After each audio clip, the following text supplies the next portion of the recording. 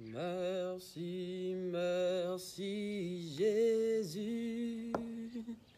Merci, merci Jésus. Matacha labra. Merci, merci Jésus de tout cœur. Merci, merci Jésus. Merci, merci Jésus. Merci, merci Jésus de tout cœur. La chayande la otose ke baraba chayande zetarabra kande saido. Matelebo chade brezamba kayande lashi. Que Dieu vous bénisse, que Dieu vous bénisse, que Dieu vous bénisse, que Dieu vous bénisse, que Dieu vous bénisse. Shalom, shalom, Maïna Bernard, Maman Cablon Joséphine, shalom, shalom. Que Dieu bénisse son peuple, que Dieu vous bénisse. Après quelques temps d'absence, par la grâce de Dieu, nous reprenons les activités. Que la grâce du Seigneur soit sur vous, vos familles, tout ce que vous entreprenez. Je déclare que cette semaine est une semaine bénie pour vous au nom de Jésus-Christ de Nazareth.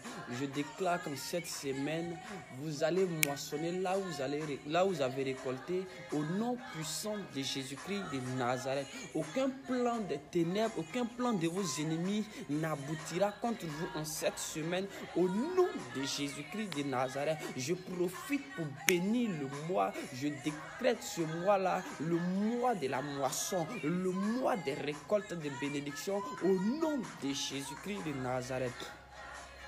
Bien-aimés dans le Seigneur, je ne serai pas long.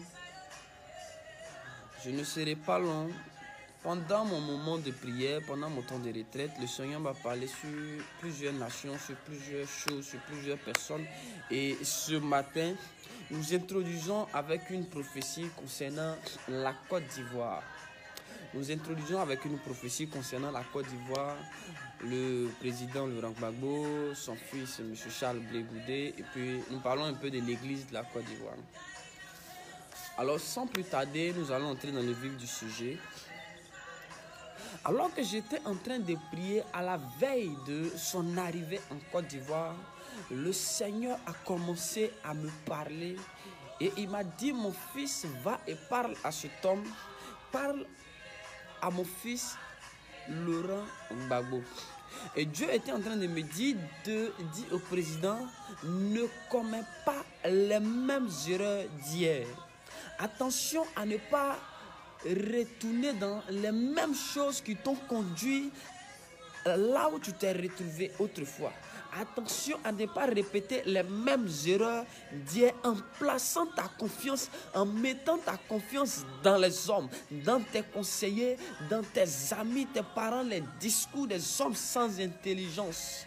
Il dit: attention, ce que tu dois faire, c'est de chercher ma face. Alors Dieu est en train d'appeler le président à chercher sa face réellement. Ne te confie pas dans tes prophètes, pas dans une religion, pas dans une communauté religieuse, non pas dans un homme, non pas dans une femme. Il dit: cherche ma face. La première des choses que tu dois commencer à faire avant de t'engager dans la politique, avant de t'engager dans quoi que ce soit, c'est d'abord de rechercher la face de ton Dieu. Écoute-moi bien, le Seigneur était en train de me parler et Dieu me disait ceci: tu n'as pas été libéré parce que tes avocats étaient trop forts. C'est vrai, nous saluons la compétence de ces avocats-là. Humainement, ils sont bons. Mais je suis en train de parler, je suis dans un cadre spirituel. Les autres présidents qui sont passés dans cette cour de justice et qui ne sont pas sortis vainqueurs, ce n'est pas parce qu'ils n'avaient pas de bons avocats. Ce n'est pas parce que les avocats étaient incompétents.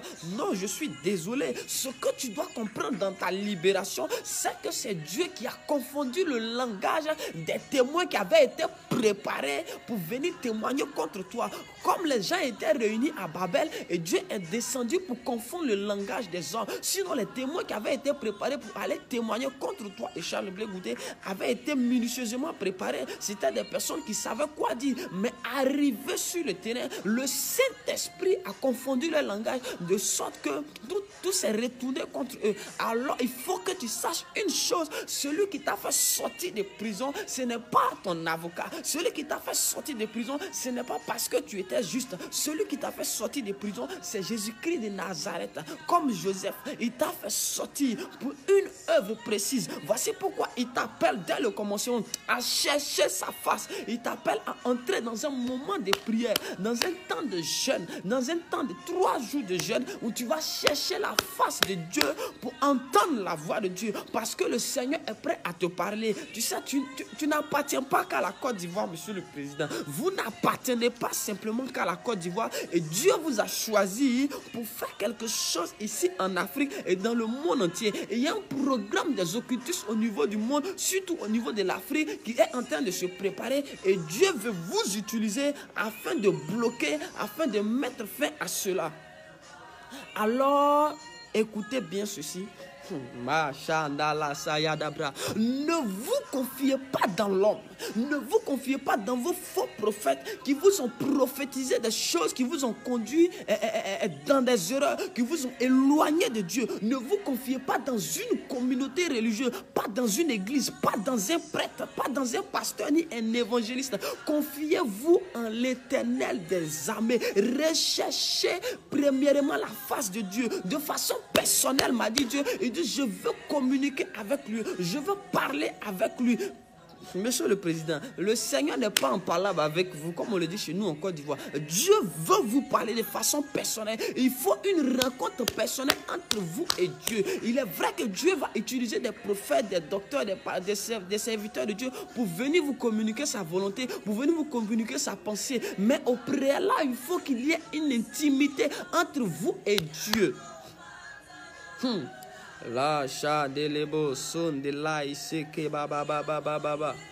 Je répète, ainsi parle le Seigneur, ne te confie pas dans tes prophètes, ne te confie pas dans tes pasteurs, dans tes prêtres, ne te confie pas en l'homme. Tu avais fait confiance aux hommes et voici le résultat que ça a donné. Maudit soit quiconque place sa confiance en l'homme, a dit la parole de Dieu. Et le Seigneur m'a dit, si tu ne cherches pas sa face, et que tu commences à faire les choses de façon charnelle, tu commences à faire les choses à ta manière, ton premier ennemi sur la terre sera l'Éternel des armées. Le premier ennemi de Dieu, dans la vie de... En fait, Dieu avait envoyé Jonas quelque part pour une mission bien précise. Et la Bible dit que parce que Jonas avait refusé de faire ce que Dieu lui avait demandé, Dieu était devenu l'ennemi de Jonas. Alors, monsieur le président, le Seigneur me charge de vous dire qu'il vous a appelé à une mission bien précise. Il vous a établi en Afrique, il vous a établi, il vous a fait sortir de prison pour quelque chose de bien précis. Cherchez sa face d'abord quand il va se révéler à vous. Je vois que dans un moment de jeûne de 3 jours où vous êtes en train de prier, le Seigneur va vous faire grâce et va vous montrer un songe ou une vision. Vous aurez une vision et le Seigneur va vous parler à travers de cette vision. Mais le Seigneur dit ceci. Si tu marches par la chair, tu fais les choses à ta manière, il sera ton premier ennemi. Lui, Dieu va te combattre. Lui, Dieu va te combattre. Il dit, je t'ai ramené pour une mission bien précise. Cherche d'abord à connaître la mission avant de t'engager dans quoi que ce soit. Cherche d'abord à connaître la mission avant de t'engager dans quoi que ce soit.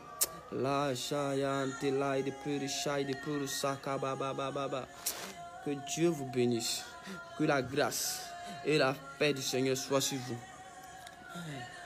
Deuxièmement, je veux m'adresser au fils de Monsieur le Président, le ministre Charles Blé Goudé. Alors que j'étais en train de prier, le Seigneur m'a transporté et m'a montré un certain nombre de choses. Saint-Esprit, aide-moi, aide-moi.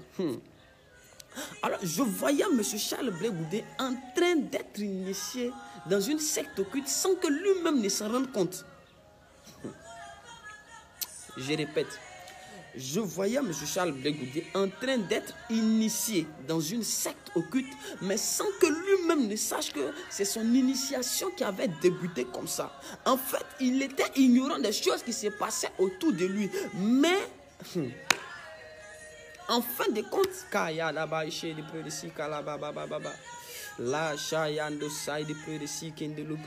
il était ignorant des choses qui se faisaient, mais à la fin, il ne pouvait plus reculer parce qu'il était déjà ancré dans la chose, il était déjà arrivé loin, il ne pouvait plus reculer.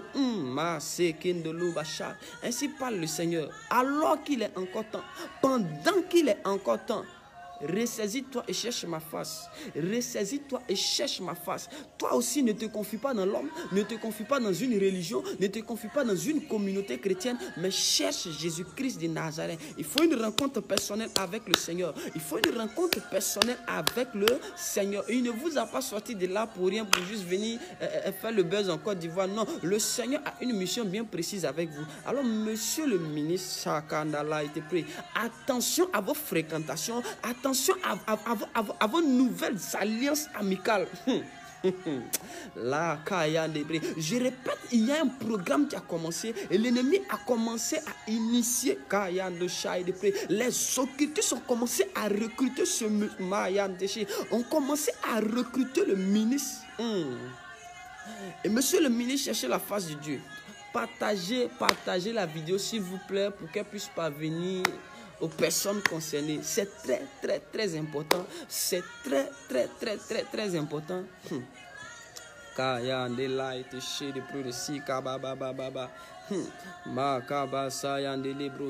Le Seigneur dit, méfie-toi de tes nouveaux partenaires, monsieur le ministre Charles Blé Goudé.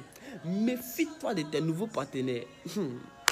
Parce que depuis un certain moment, il y a plusieurs personnes qui veulent devenir tes amis, qui sont en train de venir, qui sont en train de devenir tes amis. Chacun vient, mais tu ne sais pas qui vient, pourquoi réellement. Le diable envoie plusieurs personnes. Et je suis en train de te dire que, en fait, l'initiation a déjà commencé. Le processus de l'initiation a commencé. Alors, le conseil que je te donne de la part de Dieu, cherche la face de Dieu dans la prière, dans le jeûne. Cherche la face de Dieu. Laisse un peu les réseaux sociaux. Éloigne-toi un peu de tes amis et rentre dans un temps de prière. Cherche la volonté de Dieu. Cherche la face de Dieu. Dieu va se révéler à toi de façon claire. Dieu va te parler de façon claire. Nous sommes dans une saison où où ceux qui seront sur le trône vont travailler avec l'Esprit de Dieu. Nous sommes à l'ère de Samuel et de David. Nous sommes à l'ère de Nathan, de Nathan et de David. Merci Saint-Esprit de Dieu. Bien aimé, partagez le direct. Partagez s'il vous plaît. Invitez plusieurs personnes à suivre. Et le Seigneur a continué de me parler concernant l'église de la Côte d'Ivoire. Et j'ai vu du coup le Seigneur triste et en même temps en colère au regard de ce qui se passe dans l'église de la nation. Et j'ai vu l'ange de Dieu qui tenait une balance dans la main. Et la balance de la justice de Dieu était dans sa main. Et l'ange s'est dirigé directement sur la nation. Et Dieu a commencé à me parler pour dire, le temps est arrivé de séparer les ténèbres d'avec la lumière. Car mon œuvre va commencer dans cette nation. Le temps est arrivé de séparer le faux du vrai.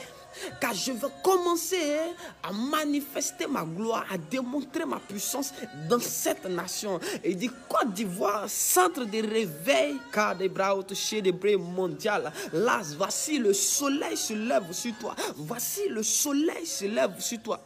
Écoutez-moi bien, faux prophète. Écoutez-moi bien, faux pasteur, faux évangéliste, faux docteur, faux apôtre. Là, chez des bras qui de bas aussi. Le temps du jugement de Dieu a sonné dans cette nation. Le temps du jugement de Dieu a sonné dans cette nation. Et l'ange de la justice de Dieu est venu dans cette nation-là.